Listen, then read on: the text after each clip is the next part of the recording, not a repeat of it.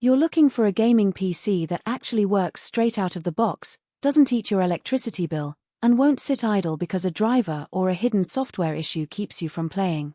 That's the dilemma most first-time desktop buyers face. You want something solid enough for the latest titles, easy enough to set up in a dorm or a cramped apartment, and priced so you don't have to dip into your rent money. Link is in the description if you want to check the product details on Amazon.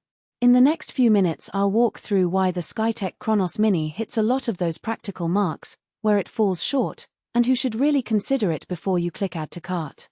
First off, the Chronos Mini is a pre-built system that arrives in a compact case small enough to tuck beside a desk or on a low shelf.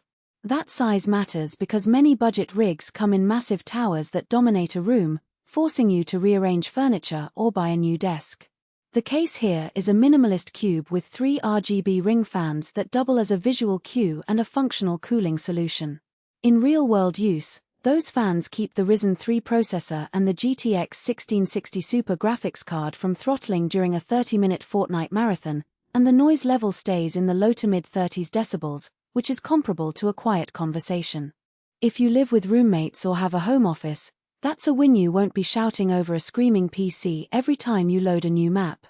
The heart of any gaming PC is its CPU and GPU, and the Chronos Mini pairs an AMD Ryzen 3 3100 with a GTX 1660 Super.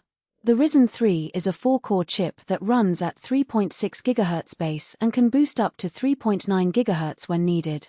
For most modern games that sit under a heavy CPU load, think Valorant, Apex Legends, or Minecraft with shaders, you'll see stable 60+ FPS at 1080p on medium to high settings. The GTX 1660 Super, while not a ray tracing powerhouse, still pushes a solid 1080p experience. In my own testing with Assassin's Creed Valhalla, the system held around 55 FPS on medium, which is respectable for a $900-ish pre-built. The key takeaway is that this combo is tuned for the sweet spot of 1080p gaming.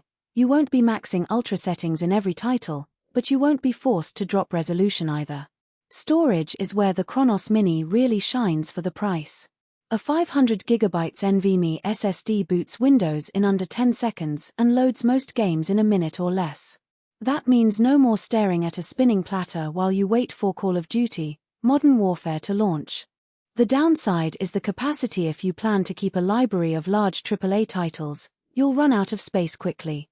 Adding a second drive is possible, but you'll need to open the case, which, while straightforward, requires a Phillips head screwdriver and a bit of confidence with cable management. If you're comfortable swapping drives, the extra SSD or a cheap 2TB HDD won't break the budget. Otherwise, you might need to be selective about which games you install at any given time. Connectivity is another practical factor that often gets overlooked.